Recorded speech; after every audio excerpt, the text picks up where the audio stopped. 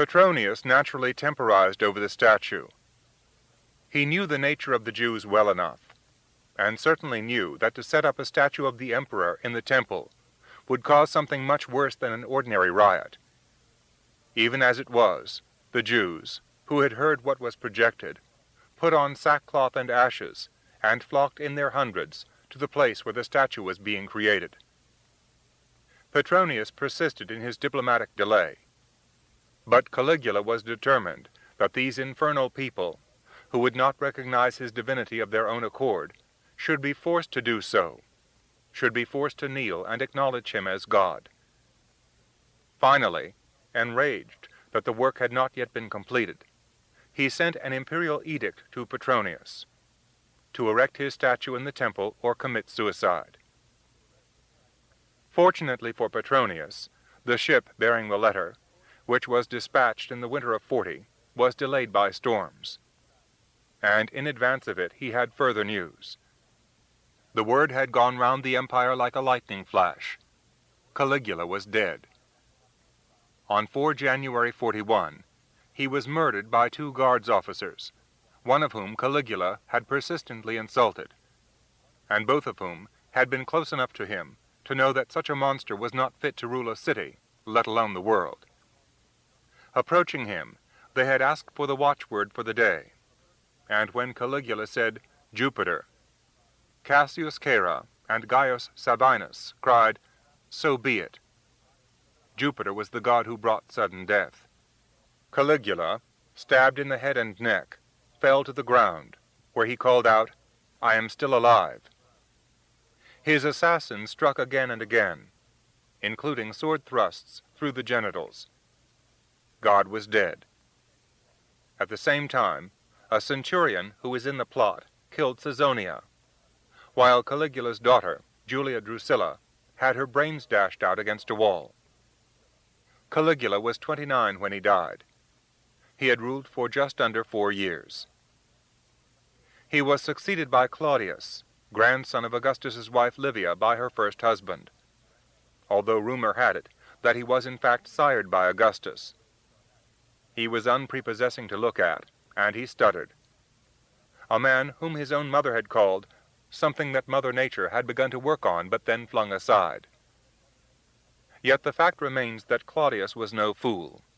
He was sensitive and an excellent scholar. During his reign, the empire knew a kind of tranquility that had not been seen since the death of Augustus. One of his first actions was to countermand the setting up of the statue in the Temple of Jerusalem. He also gave instructions to Petronius to do nothing that could in any way offend the religious susceptibilities of the Jews, and ordered all his subjects to discontinue the practice of worshipping at shrines to Caligula. It is noteworthy that Paul's emergence from obscurity coincides with the mild and relatively peaceful reign of this emperor.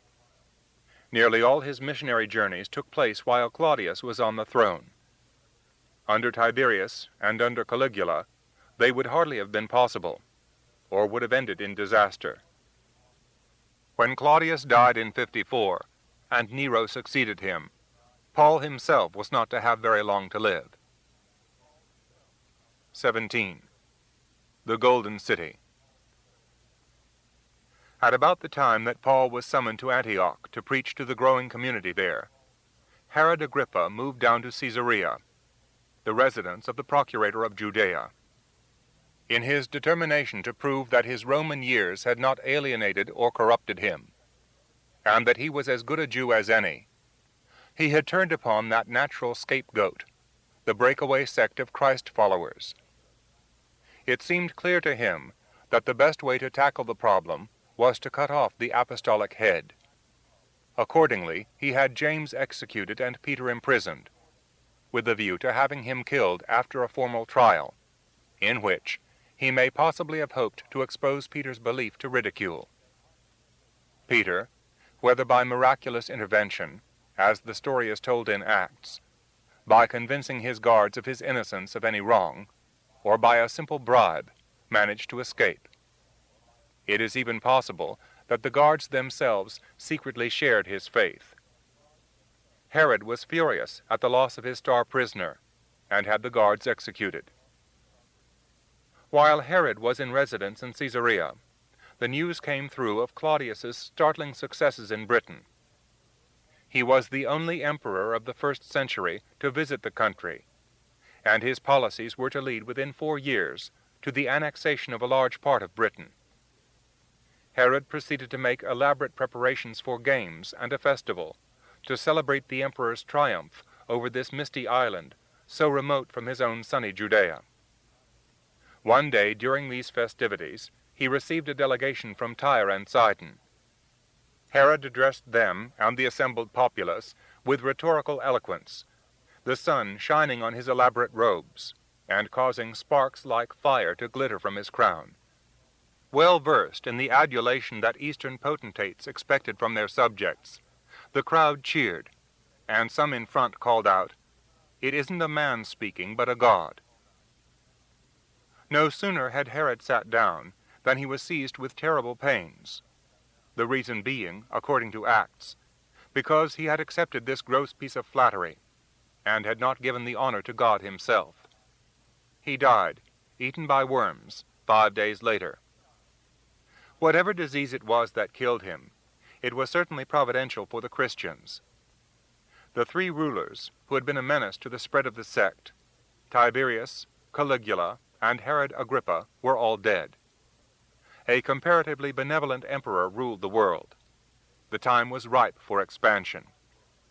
Throughout these years, despite Herod, and despite the antagonism of both Romans and Jews, the faith was in fact flourishing throughout Galilee, Judea, Samaria, and Syria.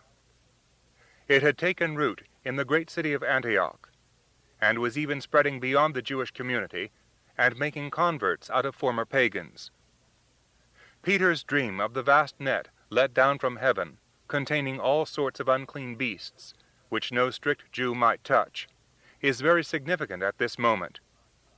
When the voice told him to kill and eat, he naturally replied that according to the law, he must not do so. The voice gave him the answer, "Do not consider as unclean anything that God has declared clean." The symbolism of this was obvious. Those who were outside the law, Gentiles and pagans alike, might be embraced within the faith. The time was fast approaching when Paul might begin to set out on the path for which he had so long been searching, the conversion of non-Jews. The mother church in Jerusalem, hearing of the growing number of converts in Antioch, and probably fearful of the news that Gentiles were being accepted, sent Barnabas, a sound and reliable character, to investigate matters in the city. The latter, although his devotion was unquestionable, probably found himself rather at sea in dealing with Greek speakers, and with men and women born pagan, who now wished to join a church which, though it was in dispute with Orthodox Judaism, was nevertheless based on respect for the law. It was natural that he should think of Paul. Antioch in some ways was not so unlike Tarsus. It was a melting pot of races and creeds, with Greek the predominant language. Paul's knowledge of such peoples, his eloquence and his ability to communicate with all types, made him an obvious choice. He had lived among pagans. He was a fluent Greek speaker, and he was familiar with their customs and rites. Yet he had never in any way become contaminated, or, despite his miraculous new belief, lost the strictness of a Pharisee, or the skill at debate that he had acquired in Jerusalem under Gamaliel. Barnabas took ship for Tarsus, found Paul, and explained his mission. There can be no doubt that it sounded extremely attractive to a man of Paul's temperament. After his conversion, after the first dazzling fire of enthusiasm, which never left him, he had nevertheless, for a good many years now, been working in something of a backwater. Antioch proved just the right challenge. It was the 3rd largest city in the Roman world, only Rome itself and Alexandria surpassing it in population, riches, and in splendor. Tarsus, after all, was somewhat provincial, but Antioch was the center of Roman government in the east. As Antioch the Golden, It had been visited in 47 BC by Julius Caesar, who had confirmed its freedom. 10 years later, Caesar's avenger, Mark Antony, had spent the winter there in company with Cleopatra, prior to his disastrous Parthian campaign. Both Augustus and Tiberius had shown their imperial favor by adorning it with public buildings, and the city, quite apart from its many temples, boasted all the attributes of a great Roman metropolis: theater, gymnasium, circus, public baths, aqueducts, and cool colonnaded walks. Standing on the left bank of the river Orontes, about 20 miles from the sea, Antioch was set in a green and fertile plain. Guarding it to the south was Mount Silpius, with its citadel on the peak, and with one of its limestone bluffs carved into a giant head of Charon, the ferryman of the dead. As Paul and Barnabas and their fellow travelers sailed up the Orontes, they would have passed by the sacred grove of Daphne. This commemorated a nymph whom Apollo had unsuccessfully attempted to rape in Thessaly. Unsuccessfully, because Daphne had called out to Mother Earth to protect her, and had been immediately changed into a laurel tree. Apollo made a wreath for his head from its leaves, thus originating the tradition of the crown of laurel. Whether Paul knew this legend or not is immaterial. He is certain to have heard now, if not before, of the uses to which the famous grove was put. Dominated by a giant statue of the god, the grove of Daphne was sacred ground and provided sanctuary. This meant that criminals, escaped slaves, debtors, and the like, could not be seized while within the 10-mile circumference of the woods. Since the whole area, with its many streams and fountains, was dedicated to Apollo and the memory of unravished Daphne, it had become, by a curious reversal, dedicated also to the celebration of the pleasures of sex. Male and female prostitutes from all over the East thronged the woods, paying a tithe of their earnings towards the upkeep of the temple and other buildings. To mention the grove of Daphne to a Roman was to provoke a leer, a chuckle, or a sneer. In much the same way, other famous centers of prostitution have passed into history and folklore in later centuries. They came to the city itself, shining white, built in imitation of the town plan of Alexandria, the Hippodamian system of broad streets cutting one another at right angles. The two principal colonnaded thoroughfares intersected at the town center. This meant that Antioch was a city of 4 quarters, for which reason it was sometimes known as Tetrapolis, 4 cities. Like the Alexandrians, the Antiochenes did not enjoy a good reputation in the ancient world, or with the Romans in general. If, in Edward Gibbon's words, the Alexandrians united the vanity and inconstancy of the Greeks with the superstition of the Egyptians, the Antiochenes united every vanity, every superstition, and every sensual excess from all over the Eastern world. They were also renowned for their ready wit and their sense of satire. They had no illusions about anything or anybody, and like the children of other great cities today, London, Berlin, New York, they were quick-tongued and skeptical. But because they were mainly Easterners, living in an indulgent climate, their character was easygoing. They were notorious for their eating, drinking, and sexual license. This was probably one reason why Antony, who was similarly inclined, had chosen the town for his winter headquarters. Paul, familiar with dissolute Tarsus, was now confronted with one of the most profligate cities in the world. Even the Romans, a people not noticeably given to puritanical attitudes, felt that the Antiochenes really carried things a bit too far, that they were indeed, to use the modern jargon, somewhat over-permissive. It is hardly surprising that Paul was constantly to warn his converts against the sin of porneia. Porneia, literally fornication, but covering in ancient thinking every form of sexual excess and deviation, was something to which his converts, whether Jews or Gentiles, but especially Gentiles, were exposed every day of their lives. It was not, as old Romans like Cato had known, that the East threatened Rome and Roman virtues with a sword. It threatened with its luxury, languor, and vice. It threatened with its extravagant Oriental cults, its orgiastic mentality, and its total sexual license. As time was to show, Cato the Elder was right, and those who opposed him with their arguments in favor of freedom and self-indulgence were wrong. Paul, for his part, has often been maligned in the modern Western world as a Puritan and killjoy. He was no more so than many thinking Romans of the Republic or pre-Empire days, and indeed even later, who had seen that the influence of the Orient upon what had once been a race of hardy farmers would prove fatal.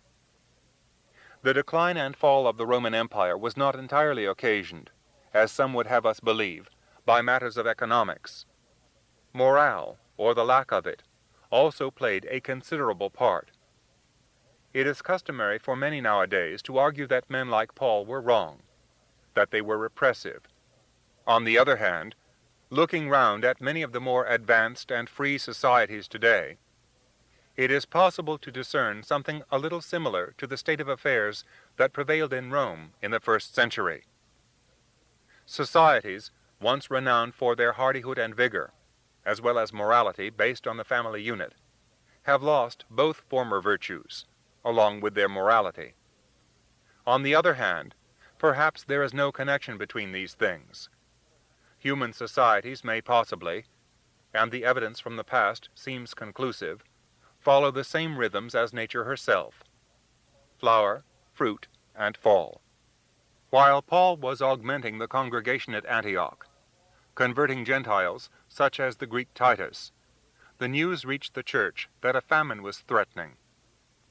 A group of prophets, as they are described, came to the city from Jerusalem, warning of this impending disaster. It would hardly, however, have required the gift of prophecy to see that a bad grain shortage was imminent. They would have had ample opportunity on their journey to observe the state of the crops in the areas through which they passed, to have got the word indeed from the farmers. Palestine, in any case, was already in distress, and the Emperor Claudius was taking special measures to relieve it. The Jewish mother of a pagan king, Queen Helena of Abdiana, had even sent officials to Egypt and Cyprus to buy corn and figs for distribution among the people of Jerusalem. The news was received at Antioch with dismay, but the organizations of the early church immediately went into action. Although many of the Christians, and it was in Antioch that this Greco-Latin term was first applied to them, were poor, there must undoubtedly have been quite a number who were merchants, tradesmen, and manufacturers. They decided that each of them would send as much as he could to help their brothers living in Judea. No doubt, they made extra subscriptions to the Poor Fund, to which, in the normal Jewish manner, they contributed every Friday. The men chosen to take this relief money to Jerusalem were Barnabas and Paul. 18. Aphrodite's Island. Paul and Barnabas did not travel alone. They took with them Paul's Greek convert, Titus. He was evidence of their success in Antioch, of bringing Gentiles into the new church, but he was far more than that. Some commentators have used phrases such as, "They were so ill-advised as to take with them a Gentile Christian." On the contrary, the action can only be seen as a very deliberate one, designed to bring to a head the controversy that was raging as to whether it was only Jews who could be accepted into this sectarian branch of Judaism, or whether the others could also be admitted. Paul was never any man's fool, and to suggest that he unthinkingly took Titus with him is to underestimate his intelligence. Titus was a test case. He had been born a pagan, he was a Greek, and he was uncircumcised. These three factors put him completely outside the law. If Paul could get him accepted, then he had won his case, that the doctrines of Christianity could be taken throughout the empire to all and sundry. The most important statement which Paul wanted to make was something that had not been previously accepted. that the Messiah of the Jews was the Messiah of the whole world. The presence of Titus was bound to cause a row with the Pharisaic group, which was clearly what Paul intended. The whole matter had to be brought out into the open and debated, and some form of settlement reached. Paul's confidence that if he could convert Gentiles and former pagans, which he had already done, then he could come to some accommodation with his fellow Jews was well justified. The conclusion was finally reached that Paul was as much the apostle as those whom Jesus himself had designated, but that while Peter was the apostle to the Jews, Paul was to be the apostle to the Gentiles. So they shook hands with Barnabas and myself, and agreed that as partners we would work among the Gentiles, and they among the Jews. All they asked was that we should remember the needy in their group, the very thing I have worked hard to do. It is unlikely that Paul met Peter on this occasion, for the latter would very likely have still been in hiding after his escape from prison. But he would certainly have met James, the brother of Jesus, who, in his position as head of the church, was the man above all from whom Paul needed official approval of his future course of action. James appointed a young man to go back with them to Antioch, to act as amanuensis. He would also have brought with him documents containing authentic accounts of the life and sayings of Jesus. This was John Mark, a cousin of Barnabas, the son of a widow who was prominent in the church at Jerusalem. It seems possible that John Mark was the young man who had followed Jesus into the Garden of Gethsemane, dressed only in a linen cloth, and who, when the soldiers tried to arrest him after all the other disciples had escaped, left his garment behind in their hands and fled away naked. If this supposition is correct, then it is very easy to see why James would have appointed him to go up to Antioch, along with Barnabas and Paul. At a time when oral tradition was so strong and vivid, he could tell the members of the community there what he personally knew of the life and sayings of Jesus. He could reinforce what the document said out of his own memory. If Tarsus had served as the base for Paul's operations during the missing years, he had now transferred his headquarters, as it were, to Antioch. It was from Antioch that he set out on the first important journey of which we have any record, however slight that may be. During the winter of 46, a conference was held consisting of the church elders, teachers, and prophets, the latter being concerned with the interpretation of the Scriptures and inspirational exhortation of the faithful.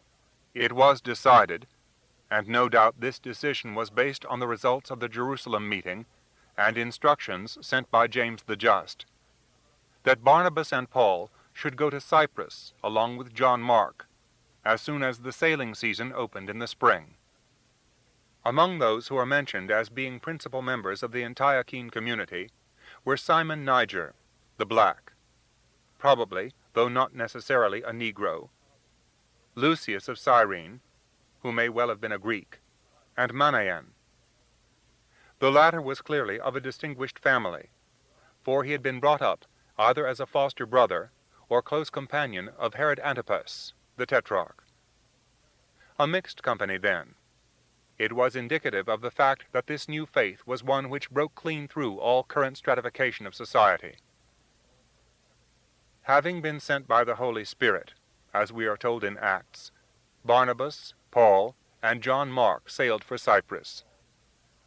Any decision taken in those days by the believers was naturally enough ascribed to some divine word or impulse. But there was a perfectly practical reason for their going to Aphrodite's island, and one which must surely have been debated in some considerable detail well in advance. It sometimes seems to be forgotten that the Christians did not just live in some cloud cuckoo land of dreams, visions, and voices, but that all, or nearly all of them, were practical, hard-working artisans, tradesmen, and merchants. Barnabas had been born in Cyprus, and must therefore have had friends and relatives there, as also probably his cousin John Mark, and Paul was a fluent Greek speaker. Another good reason for making Cyprus their target was that it had a large Jewish community, stemming from the time when Augustus had leased the copper mines of the island to Herod the Great. There was also the nucleus of a Christian community, for during the persecution following the death of Stephen, in which Paul had played so large a part, a number of them had fled to the island for safety.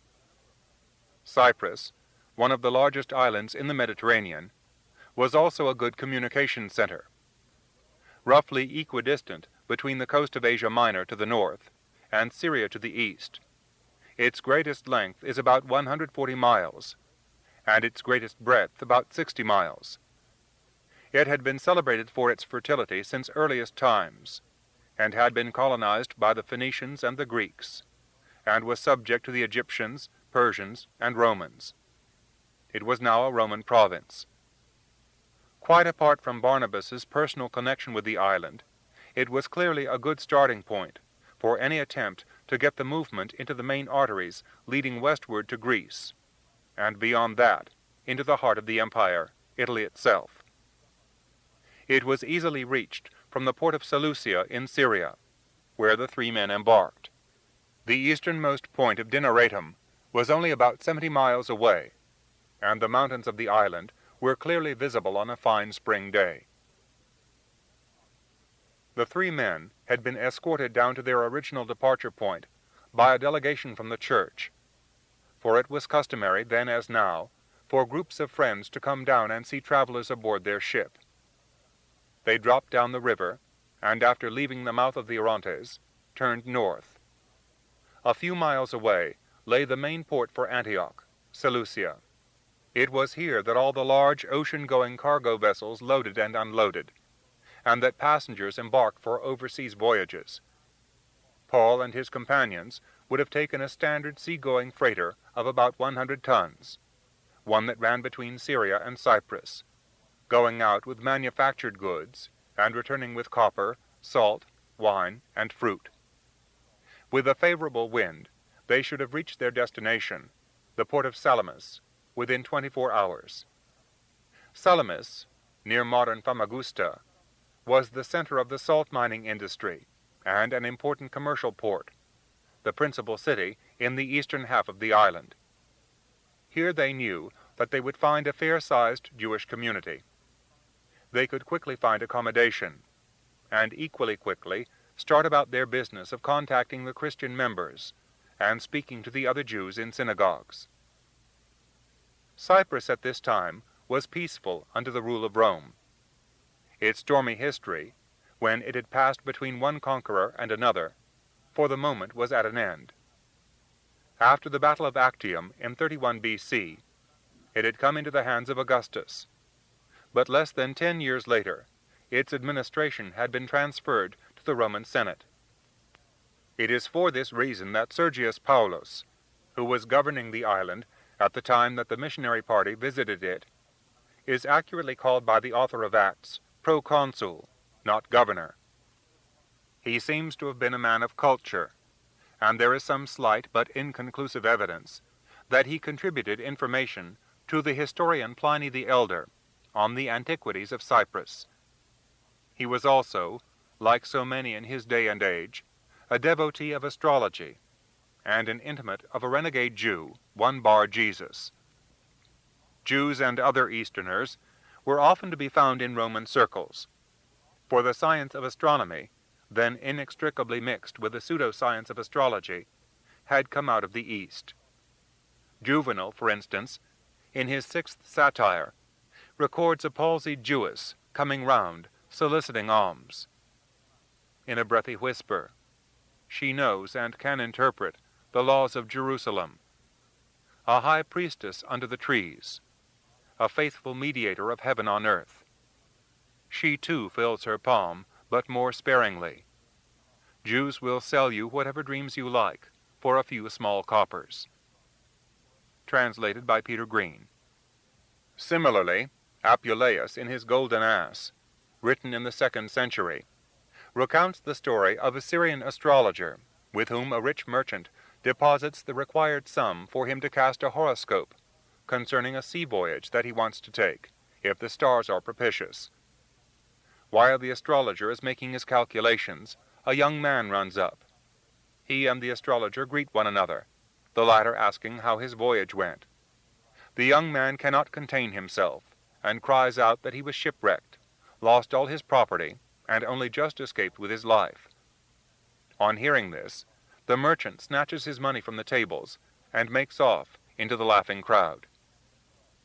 Such incidents were common enough in those days. Even emperors, Tiberius on Capri, for instance, took no major decisions without consulting soothsayers.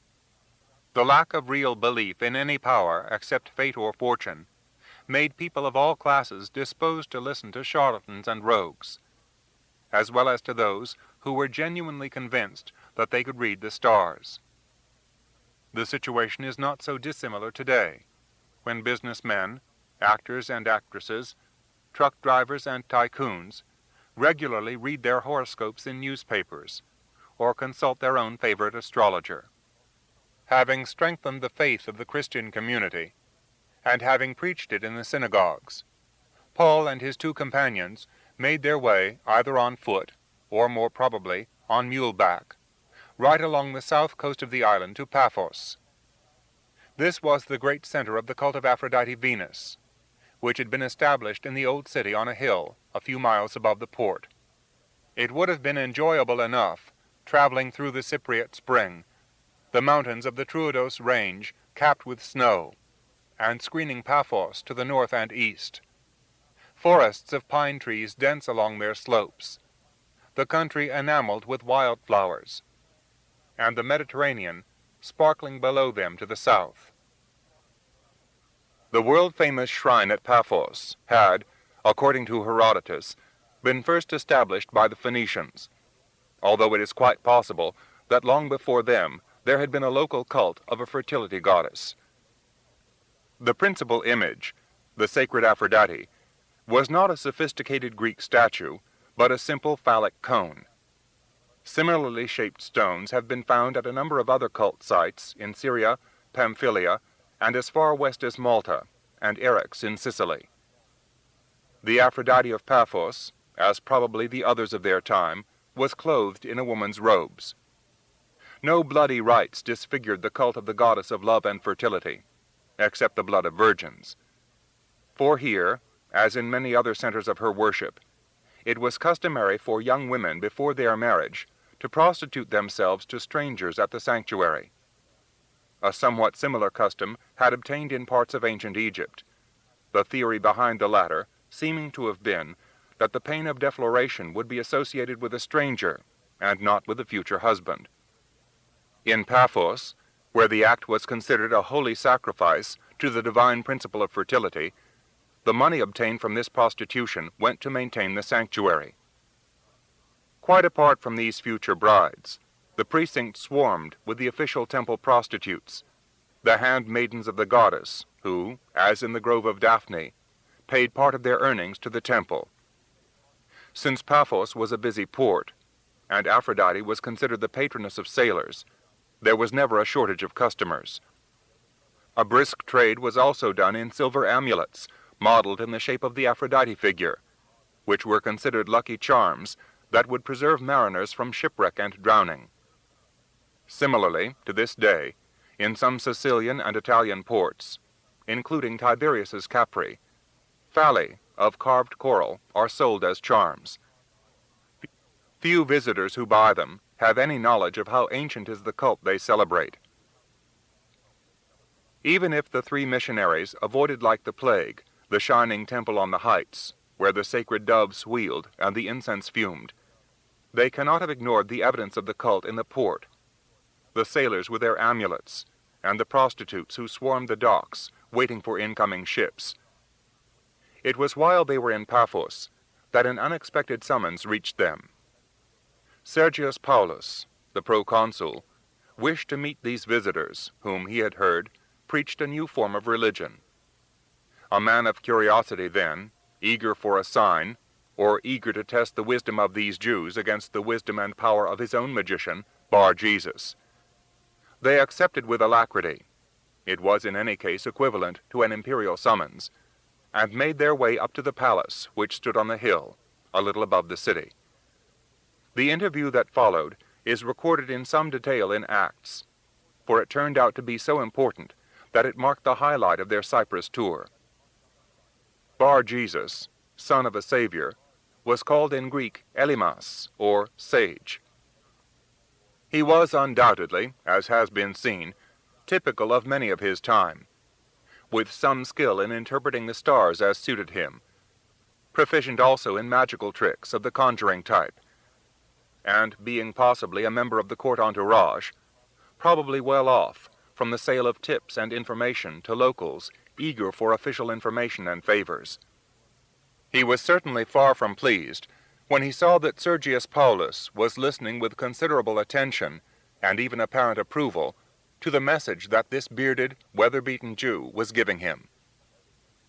It is interesting to note that it was Paul, and not Barnabas or John Mark, who was selected to give the good news of the Messiah to this important Roman official. The others stood by ready to assist with further evidence of Christ's life and resurrection. They were not needed.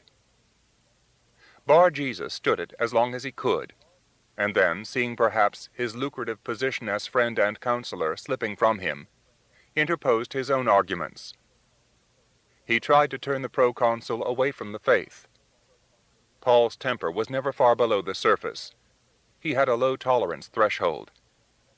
Here was this renegade expatriate, not even a practicing Orthodox Jew such as others with whom he had argued, and a lying scoundrel at that, daring to speak against the truth of God and of mankind's Savior. Paul exploded.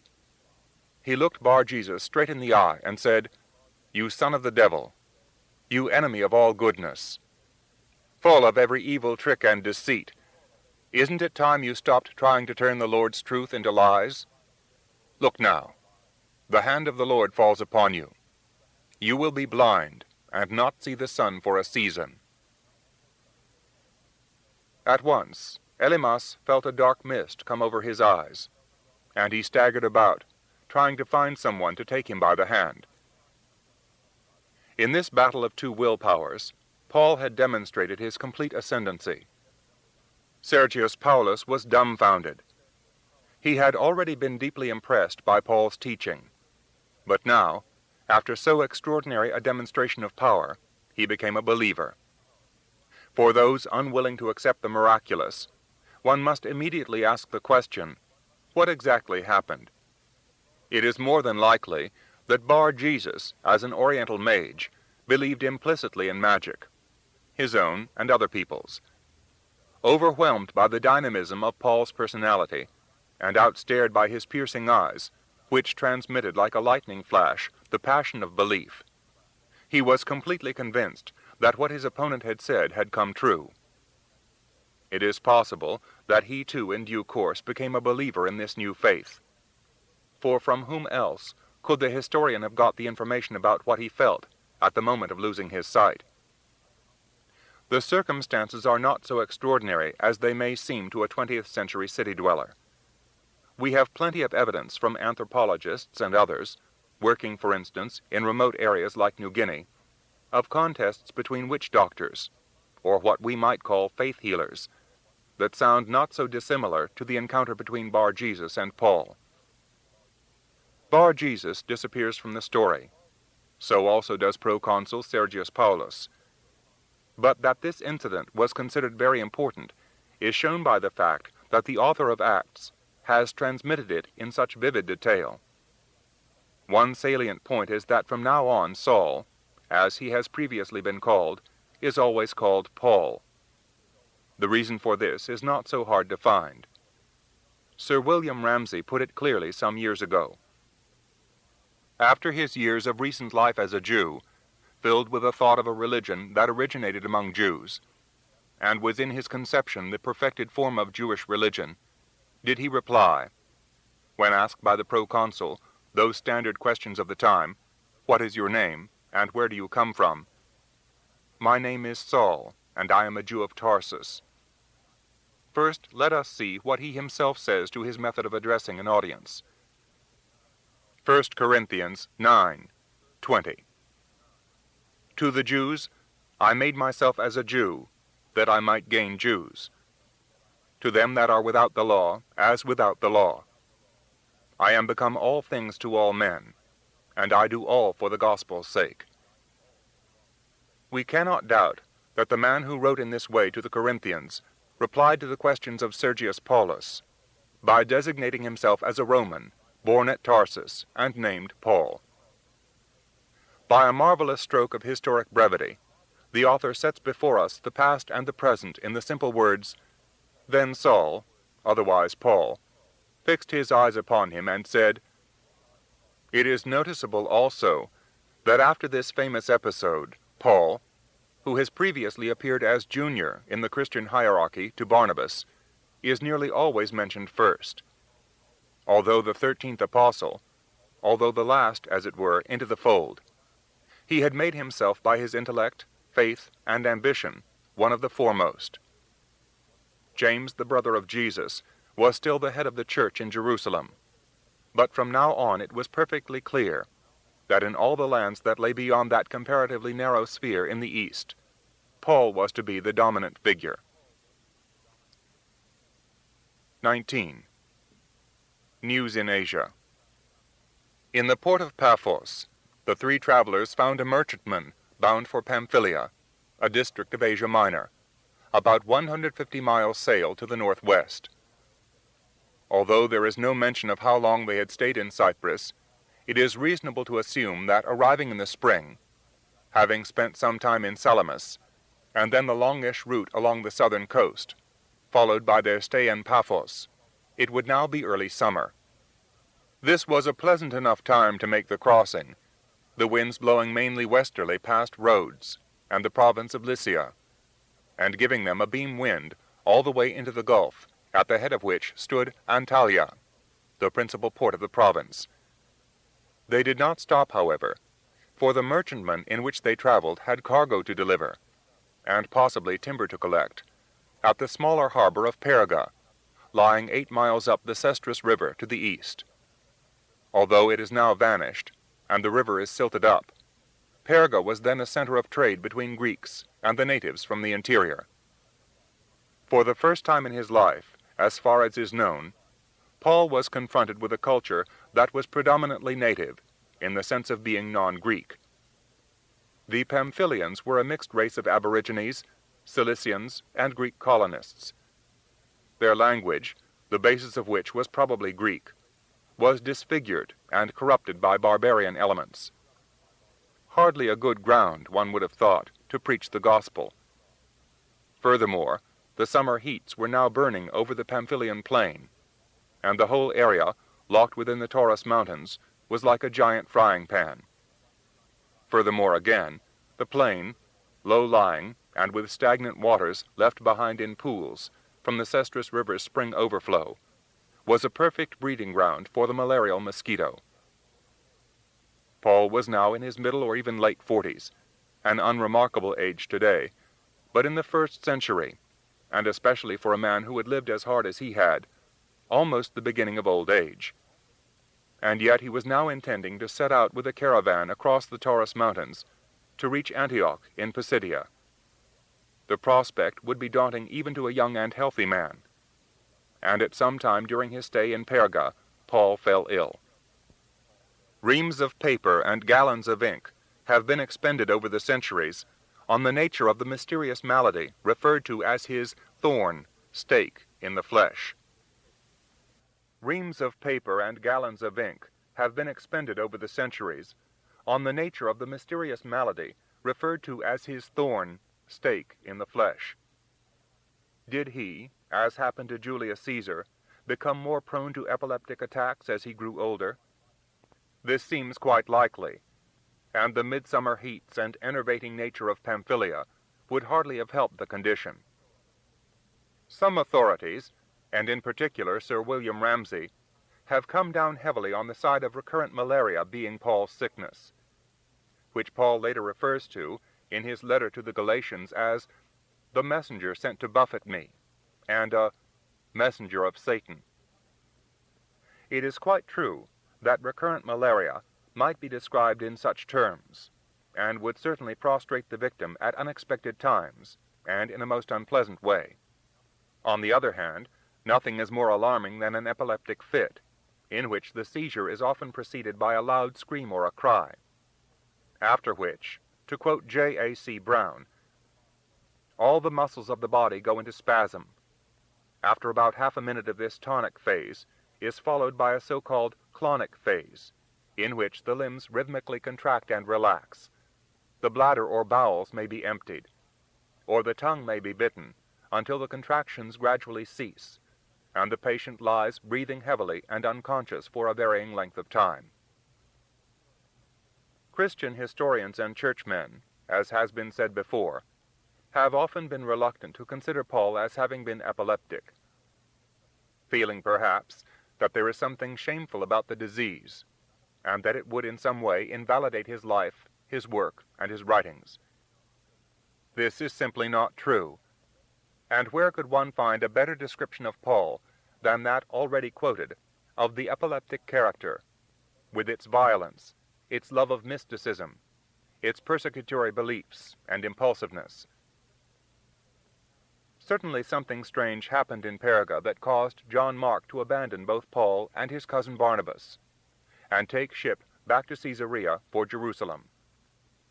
Homesickness, a dislike of their change of program in heading inland for Pisidian Antioch, a resentment of the fact that Paul had now assumed the position of leadership, which had formerly belonged to Barnabas, personal illness.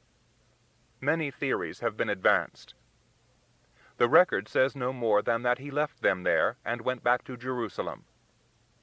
Was he perhaps a witness of an epileptic fit, quite frightening even today, when something, if little, is known about the malady, but which at that time would have been inexplicably terrifying?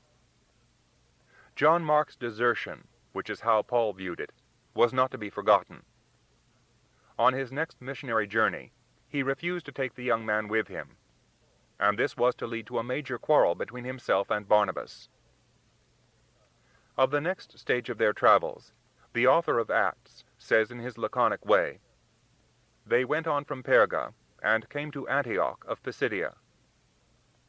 Whether it was Luke or not, whoever wrote Acts would have made a brilliant journalist today, but never a color or feature writer. He is concerned solely and totally with the objective of his story, the spreading of the gospel, and eliminates with a razor stroke whatever does not immediately contribute to this. One has also to remember that in those days of papyrus scrolls, simple quills and ink, a writer could not afford time or space to dally on extraneous events. Basic facts were all. Had a modern historian or travel writer been along, one can imagine with what monotonous thuds volume after volume would have landed on the reader's table. We would like, of course, to know a great deal more, but perhaps in the end we are lucky. No excessive verbiage, no landscape or other portraiture obscures the incised and simple detail of the record. The journey must, in any case, have been a hard one. Across the burning plain, and then, as the caravan trekked up through the gorges and ravines of the Taurus Mountains, they may well have needed fires at night to keep them warm. Always with them there was the fear of robbers. Although the emperor had made considerable efforts to stamp out banditry in Asia Minor, no one could possibly police the whole wild and mountainous area. It would be difficult enough today. At night, the travelers would have had to take turns in watches, swords or staves by their sides, scanning the slopes above them, waiting anxiously for the dawn. With first light, after some olives, a bit of bread or biscuit, and a mouthful of cold mountain water, the groaning camels, snorting horses, and braying donkeys would have been forced to their feet. Quite apart from travelers like Paul and Barnabas, many of the people would have been merchants, bringing up to Pisidian Antioch the products of the coast, as well as imports from overseas. It was no doubt with the memory of this journey, as well as many others in mind, that Paul would later write in his second letter to the Corinthians of what he had endured to promote the faith. In journeyings often, in perils of waters, in perils of robbers, in weariness and painfulness, in watchings often, in hunger and thirst, in fastings often, in cold and nakedness. After harsh days through the mountain passes, the caravan emerged upon the high plains of central Anatolia.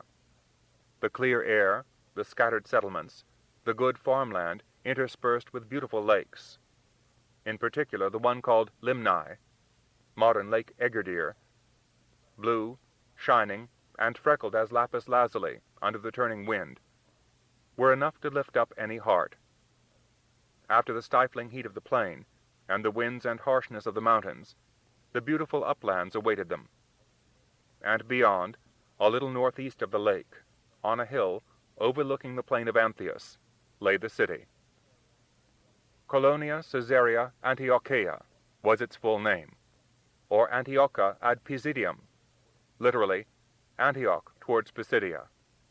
It had been founded by Greeks, and had been made a Roman colony under Augustus, who had settled legionary veterans here to provide a Roman nucleus, a core, as it were, to the strange mixture of Greeks, nomads, aborigines, and Jews, who formed the main body of the population. It was a frontier town. From here, the squadron of cavalry stationed in the city went out on sporadic forays against bandits. And from here was maintained the system of regular patrols that guarded the mountain passes. The Romans also had other military bases connected with Antioch by the great highway, Via Sebasta, which ran west through the town of Apollonia and east through Misthia, whence a small road, later to be taken by Paul, went on to Iconium. Even as far afield as these remote uplands of Asia Minor, the hand and sword and sandaled foot of the legionary were evidence of the power exerted from the marbled palace in Rome, where the emperor received dispatches from every part of the known world. Paul was in Antioch to promote an unknown world, to assert against all the evidence of imperial might that a small handful of Jews, in schism with the main body of their people, were bent on changing everything. As visitors to the Jewish community, and as visitors who made it quite plain that they had a special message to deliver, they were asked to speak in the synagogue. It is noticeable that in this somewhat remote provincial city there were a number of converts or God-fearers from among the local, formerly pagan peoples. Paul began his famous address with the words, "Fellow Israelites, and all Gentiles who worship God." He was heard with attention, and after a brief historical sketch of the origins of Judaism, inserted presumably for the benefit of the Gentiles present, he went on to make the momentous statement that the Messiah, whom the prophets had predicted, had already come, that he had been rejected by leaders of Jerusalem and by the Jewish people there, and that it was at their instigation that the Romans had put him to death. This was harsh enough for Jewish ears, even if excitingly interesting to Gentiles, who may have long chafed at being, as it were, second-rate citizens in the Jewish faith. Paul now went a great deal further. He declared the evidence of this Messiah's resurrection from the dead.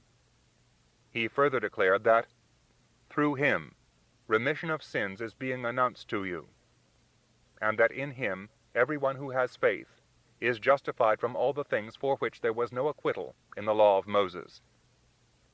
This was a completely revolutionary statement. This visiting preacher was saying that a new law had been established, superseding the old, and what was more, it clearly included non-Jews, for in his peroration he addressed them all together as brothers. It is more than evidence of Paul's astounding powers of oratory and blinding sincerity that the Orthodox Jews heard him through to the end. More than that, invited him and Barnabas back to the synagogue on the following Sabbath. They wanted to hear a great deal more about this Savior. Jews and Gentiles alike, but one suspects more of the latter, were agog to listen to the next exposition of this news, which seemed too good to be true, that all men might be saved by this hitherto unheard-of man who had risen from the dead. It is not surprising that on the next occasion when Paul rose to speak, the synagogue was crowded to overflowing, and no doubt to the great disgust of the Orthodox, there were more Gentiles than Jews in the audience. Such a thing was unknown, was indeed unlawful. Gentile converts they could stomach. But to have outright pagans coming into the holy place to hear a heretical, indeed blasphemous statement was almost too much to bear. Nearly everyone in the town came to hear the word of the Lord. When the Jews saw the crowds, they were filled with jealousy. This was not surprising. Judaism was, still is, an exclusive religion, with, whatever may be said to the contrary, an accent laid upon racial superiority. What gave Christianity, at least as it evolved through Paul, its unique quality was that it embraced all men and women, slave and free, rich and poor, noble and peasant, and of every race under the sun. If it had not been for this extraordinary man, it is quite possible that the life and teachings of this Jewish Messiah would have provided no more than a splinter sect of Judaism to be found in Palestine and a few other related parts of the Near East. Paul changed the world. 20. Through many troubles. How long Paul and Barnabas stayed in Pisidian Antioch is never indicated. It must certainly have been a matter of months, not weeks, and it is quite clear that Paul was ill for some time while he was in the city. There can be no doubt of their success in promoting this new belief in a risen Savior, destined for all mankind. Paul aptly quoted the words of Isaiah, "I have set you to be a light for the Gentiles, to be the way of salvation for the whole of the world." Such sentiments were naturally attractive to all the non-Jewish people who came to listen to him, but to the Orthodox they must have been more than irritating. The trouble was, and it always was, that Paul's excellent training under Gamaliel, coupled with his acute intellect, meant that he could meet the Jews on their own ground, outquote them, and demolish their arguments at source. Irascible and prone to argument, the Jews were hardly likely to enjoy this experience. The basic attraction of Paul's message was that all people were acceptable. The Savior had died in the most ignominious way, as a condemned criminal, in the company of two proven criminals, leaving the promise that all human failures, and everyone was a failure, were redeemable by this scapegoat of God. It was an astounding statement, and it remains so to this day. No one, without skipping the hurdle of disbelief, can quite cross into that special ground where fact, reality, and on the surface of it, unreality, became one. Paul could do this. He could also convince thousands of hearers during his years of travel and endurance that there truly was another life, one beyond the whips of slave dealers, the extortion of moneylenders, the avaricious and sensual desires of the human animal, and the petty life of man on this planet. Whatever he was, whatever his physical condition was, he was a genius of a unique degree. The news that Paul and Barnabas between them brought to Antioch was not confined to the city itself, but spread everywhere in that region. Antioch was not only the military, but the administrative center for the whole of the region called Phrygia, the western area of the province of Galatia.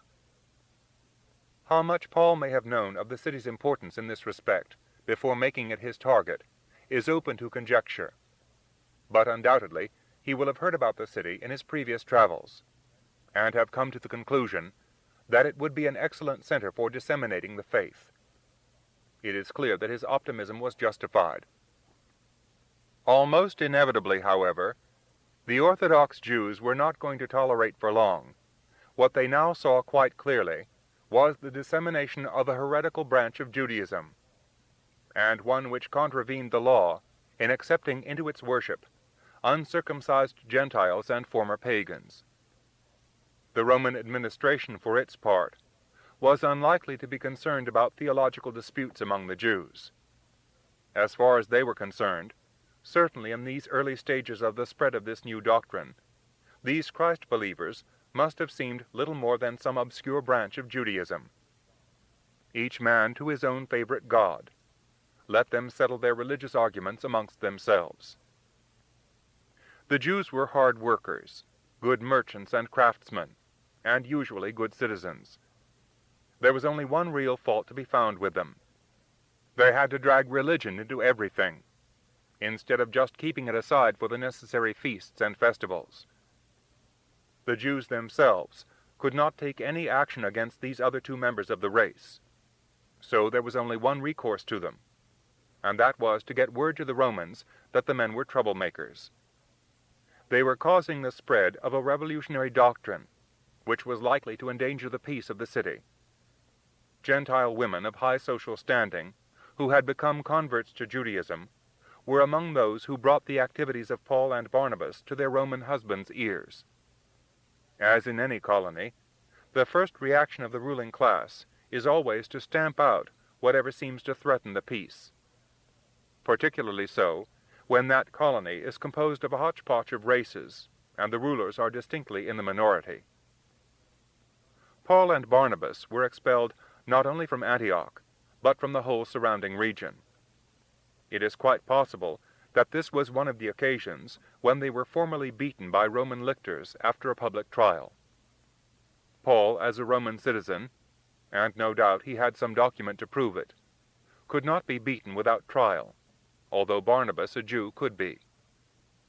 Following the command that Christ had given to his first messengers that, if any place will not receive you, and refuses to listen to you, shake off the dust that is on your feet, as a testimony against them.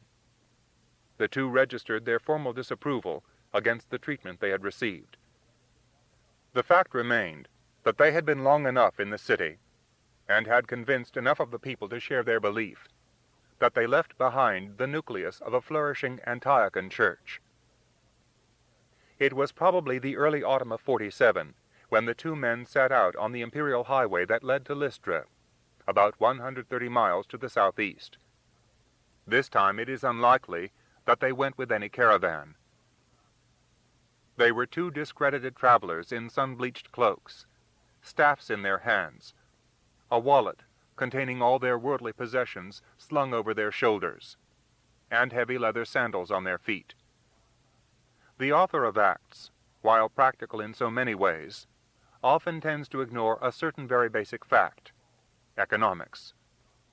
Paul, Barnabas, and John Mark had shipped to Cyprus, lived there some weeks, shipped again to Perga in Pamphylia, where Mark had left them, traveled a long way inland to Pisidian Antioch, stayed there several months, and were now once again on the road. Even accepting the fact that they no doubt lived as frugally as many peasants do to this day in the eastern Mediterranean, they must still have needed some money. Undoubtedly, the home church of Syrian Antioch, which had sent them out, had provided what was considered enough for the journey. But it can hardly have been envisaged that the men would be away for so many months. They would, of course, have lodged free with sympathizers in many places, but one must also assume that converts contributed cash enough to see them on their way from one center to another. Iconium, the next major target of their route, was the chief city of Lycaonia, the central area of Asia Minor. There can be little doubt that the news of what happened in Pisidian Antioch was not slow to reach Iconium, even if it did not precede the travelers. Now their current destination was still within the sphere of Antioch, and they must therefore have had some suspicions that to start once again proclaiming what they had been forbidden would certainly lead to further trouble. In this they were not mistaken. Their reception was much the same as before. They were invited to preach in the synagogue, listened to with interest but hostility by the Orthodox, but with fervent attention by Gentiles and Gentile converts to Judaism. It was not very long before exactly the same situation arose, a division between the followers of the law and those, whether Jews or not, who saw in this new faith a hope that had never seemed to exist in the world before. Paul probably wintered in Iconium. The apostles stayed there a long time. A man might travel in spring, summer, and autumn along the Asian uplands, but he would be hard put to it to do so when the winter set in. It was probably not until the following year that the blow fell. It might have seemed sensible to promote his revolutionary doctrine to a limited few, to avoid giving offense to those who would certainly dislike it, and do everything they could to undermine him. Such was not Paul's way, nor indeed that of Barnabas, for it must never be forgotten that this brave and reliable companion suffered as much as Paul did, and without any possibility of redress under Roman law. They were warned by sympathizers, for they had made a number of converts, that there was a plot afoot to have them stoned. The administration was presumably prepared to turn a blind eye. In any case, these two men had both been instructed to stop their troublemaking within the sphere administered by Antioch, and they were still within it. Paul and Barnabas, aware also that the yeast of their convictions was already rising within the city, decided to move on yet again. This time their destination was Lystra, another town in the link that Augustus Caesar had built to maintain the Roman peace throughout Asia Minor. The inhabitants of Lystra spoke their own Lycaonian dialect, but the language of trade and cultured conversation would have been the Demotic Greek of the day, a language with which Paul had been familiar since a boy. There were few Jews in the town, no synagogue, and indeed probably the only Jews regularly to visit the place were merchants coming in the autumn to buy grain for Iconium and Antioch. Paul and Barnabas stayed either in a hostel or with some Jews to whom they had been recommended by previous acquaintances on their route. They spoke privately with people, and probably used the forum or marketplace for addressing such members of the public as could understand their Greek, or were prepared to listen to the extraordinary statements made by these two itinerants who seemed to have nothing to do but talk. And how Jews could talk.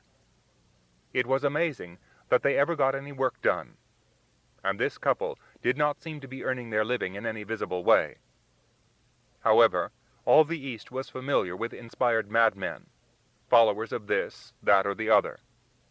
At any rate, these two seemed to be whole men, not like the priests of Cybele and Attis, although as far as they could follow it, this belief in a man-god who had died in the spring and been resurrected after 3 days did not sound so very unfamiliar. What turned the scales in Lystra was the extraordinary event that occurred one day when Paul was addressing what was probably a largely skeptical crowd. He happened to notice a man sitting among them. He may have seen him on previous occasions being carried about by friends or relatives, who had been born a cripple. The power flowed through Paul, the same power that had confounded the magician in Cyprus, only this time it was healing. He was made aware that this man believed in him, believed in what he said, and without the reciprocity of belief, the power could never operate.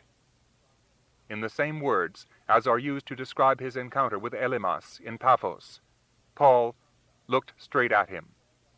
He shouted out, "Stand up straight on your feet." The effect was electric. The man jumped up and began to walk around. The cripple was healed. The people of Lystra were completely overcome. They had known the man since his childhood, could testify to the fact that he had never been able to walk. And now, here came this strange, wandering Jew, who was always holding forth about his salvation man, and cured him in some completely incomprehensible manner. It was hardly surprising that in Laconian Lystra, the memory of one of their town's chief myths, the chief claim to fame indeed of Lystra, immediately sprang to mind. Far, far back in time, in the days when the gods took to frequenting the earth more than they seem to do nowadays, Zeus and his messenger Hermes had come down to this part of the world to see what the humans were up to. Disguised as poor travelers, they had been far from hospitably received. They had been scorned, insulted, and turned away from the houses of both rich and poor, until they had finally come across the cottage of a poor old couple, Philemon and his wife Baucis. These two had taken pity on the travelers, and had entertained them with such as they had in the way of food, coarse bread, an egg or so, and rough country wine.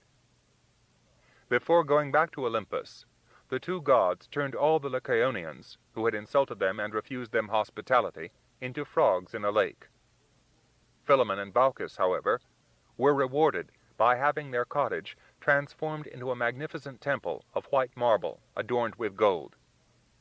They themselves were reincarnated as two noble trees which guarded the temple. It stood just outside the city gates, as did all temples to Zeus, and was the glory of Lystra. The temple was pre-Roman, and must certainly have been built in the early days of Greek colonization of the area, but to the simple locals it embodied the truth of the story about Philemon and Baucis. Looking at the tall Barnabas, the one who expressed power and dignity, but left most of the talking to the electrical little man who was his companion, they seemed to see incarnate in them Zeus the king, and Hermes his messenger. That was it. "The gods have come down," they shouted. "The gods have come down like men." They were not going to be turned into frogs this time. No. They were going to show them the respect that the earlier Lycaonians had failed to do. The news of what had happened quickly reached the head priest in the temple of Zeus. Sacrificial oxen were prepared, their horns gilded and garlanded, and an impromptu procession was formed.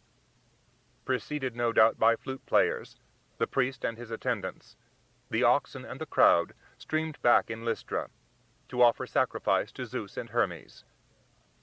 Barnabas and Paul had retired to their house, completely unaware of what was being prepared in their honor. But when the whole procession stopped outside, either they or their host must have gathered the import of the whole thing. Nothing could have been more calculated to upset and distress them. This was exactly the kind of superstitious rubbish that they were trying to weed out from the world. Tearing up their cloaks, in repudiation of the blasphemy, Paul and Barnabas stormed out of the house. The Hermetic spokesman shouted out, "Men, what are you up to? We too are only men, just like you. We are here to bring you the good news, and that is, that you should cease from follies like these, and turn to the living God, who made heaven, earth, sea, and everything in them." The crowd was silent under this harangue. Silent, as Paul went on to say, that this God had previously allowed all nations to go their own way, but that he had always shown a proof of himself in the rain from heaven, the annual crops, and given them food and happiness. The priest and the people, who had come to pay the greatest tribute that they possibly could to these men whom they had believed to be gods, were dumbfounded. The rejection of their intended sacrifice was bad enough, but now to be shouted at and reproached was insufferable. They had only hoped to pay respect, to make a sacrifice, and then to turn the whole occasion into a happy festival with meat and wine, singing and dancing. Now this man, whom they had mistakenly believed to be Hermes, and it was quite clear, looking at him now, that he was no more than a bearded, bald-headed little Jew, was insulting them. All right, if these weren't gods, then who were they? Some of the Jewish grain merchants from Iconium and Antioch, who were in the crowd, were quick enough to seize their opportunity. They told everyone that the men were notorious troublemakers, who had clearly been expelled from their own cities, and that the best thing the people of Lystra could do was to get them out of the town. Soon after, the stones began to fly. It is very noticeable from the account that Barnabas does not figure in the stoning. He was presumably pushed contemptuously aside, while the crowd vented their disappointment, hatred, and anger on Paul. He now stood, though not for quite the same reasons, in the same place as Stephen had done on that faraway day outside Jerusalem. As he was later to write, in his second letter to the Corinthians, "Once too I was stoned." Battered and bleeding, Paul crumpled to the ground under the hail of stones and hatred. Assuming him to be dead, some of the mob dragged him out through the city gates, so as not to have a corpse within their walls. They realized they had made a terrible mistake. They had believed that this broken piece of wreckage was a god. There in front of them, in his marble and gold temple, stood the real god, Zeus, king of the heavens, lord of Olympus. The sacrifice should go to him. The libations of wine should be poured to him. The flutes should sound in the twilight, and the people should know the real happiness that this man had falsely said his false god could bring them. 21. Endurance. Astonishingly enough, Paul was still alive, but he was to bear the scars to the end of his life. It is possible, whether the epilepsy or malaria theories are discarded or not, that some of his later physical troubles may date from this day in Lystra. Barnabas, friends, and converts gathered round Paul's blood-soaked body, got him to his feet, and took him back into town. At first sight, this might seem a remarkably dangerous thing to do, but it must be concluded that the mob had all dispersed. They would have made for their homes, to avoid any trouble with the authorities, who, whatever their feelings, could not openly condone attempted murder. Under the circumstances, the dangerously ill man should have been allowed days or even a month in which to recover. But it is clear that Lystra was now too hot to hold them. On the very next day, Barnabas and Paul were on the road again. It is almost certain that some sympathizers gave or lent them a donkey. After the agonizing experience of stoning, Paul would certainly have been in no condition to walk. They made their way to Derbe, a small town which has been identified as the modern Devry-Seri. It lay just across the border of the Roman province in an area administered by King Antiochus of Commagene, a vassal of the emperor.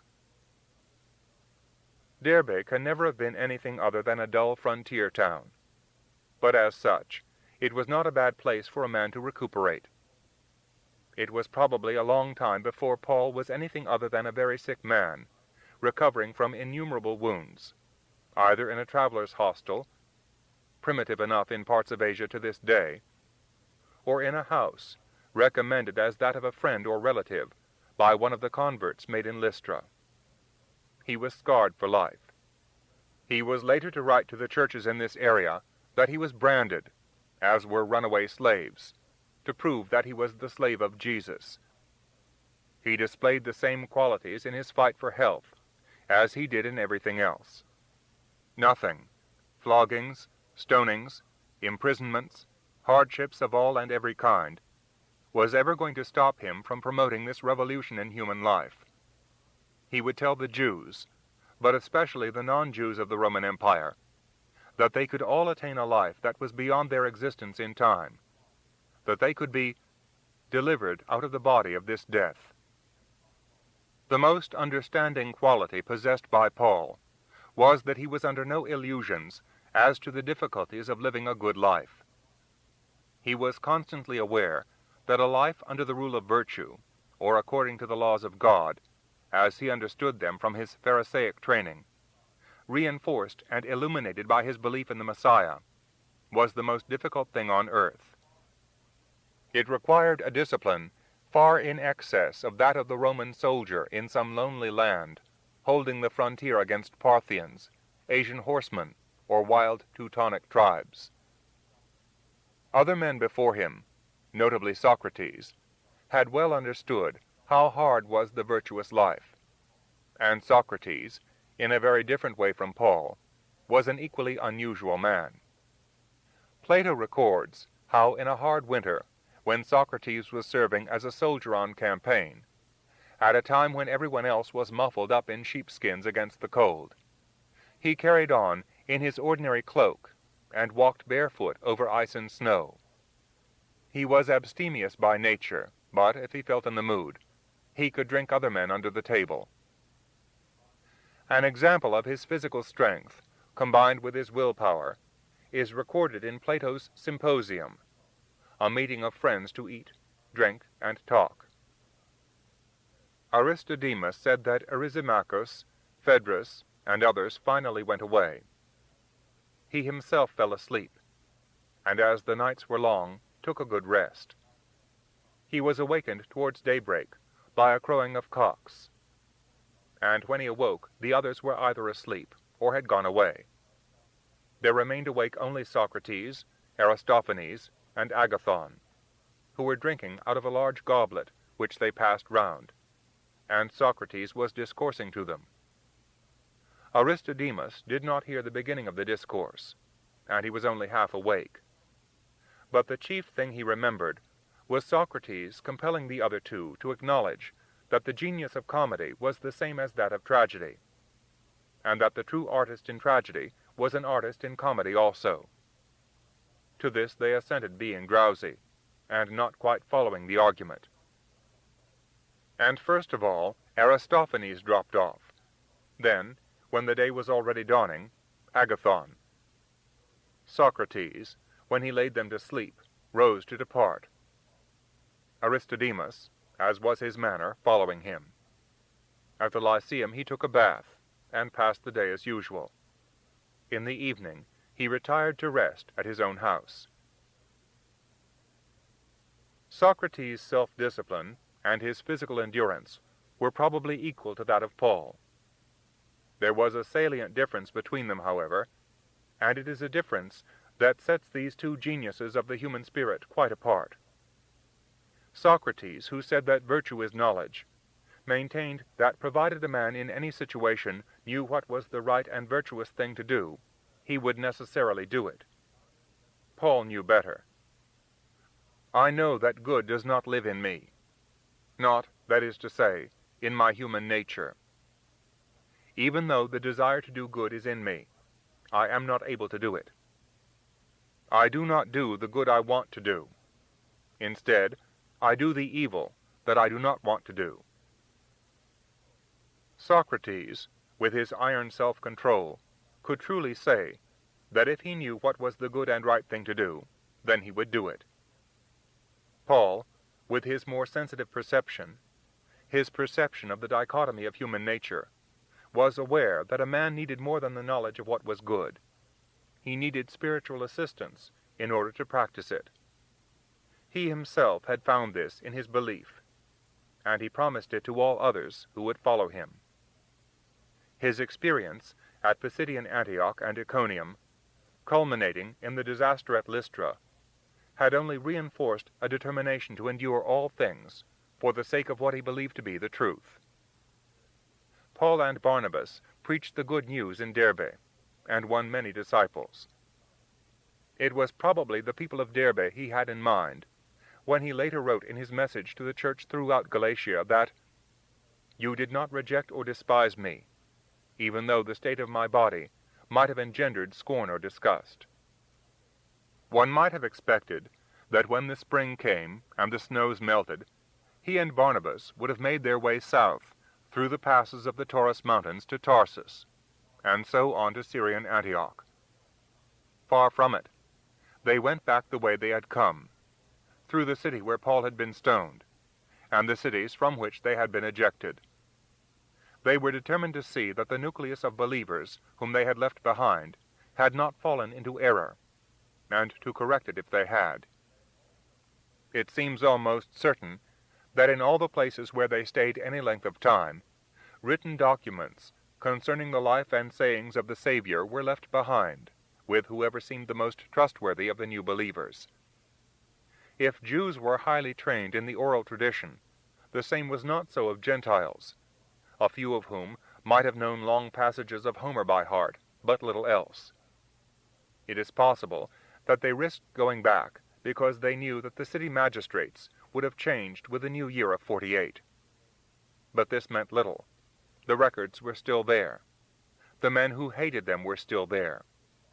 It was an act of astounding courage, foolhardy indeed, if both men had not been convinced that they were under divine protection. Acts, as so often, is laconic. They strengthened the believers and encouraged them to remain true to the faith. They told them that we must pass through many troubles in order to enter the kingdom of God, In each place that they visited, they talked with those whom they considered most reliable and correctly informed. Later, in what seems to have been a show of hands, almost certainly influenced to some extent by Paul and Barnabas, they were appointed in the Jewish fashion elders or presbyters of the local congregation. When they had first come into this remote area of the Roman Empire, they had brought a completely new message to pagan and Jew alike. When they left, after their second visit, they left behind them soundly constituted cells of believers, which were steadily expanding all the time. It was an incredible achievement. 2 men alone, in the face of many established creeds and considerable general hostility, had planted the seeds of religious revolution in a large section of the Eastern Roman Empire. Leaving the territory of Pisidia during the spring, they made their way once again down to Perga. Here, no doubt, the procedure was identical, strengthening early converts, making sure that new ones had received the message correctly, and appointing trustworthy leaders of the community. Like so many of the later saints of the Church, it is noticeable that, despite dreams and mystical experiences, Paul was eminently practical when it came to matters of organization. He had a business-like character. Possibly, there was no ship available at Perga to take them on to Seleucia en route for Syrian Antioch, or they had already decided to go down to the main port of Antalya to make new converts before leaving Asia Minor. The latter seems more likely.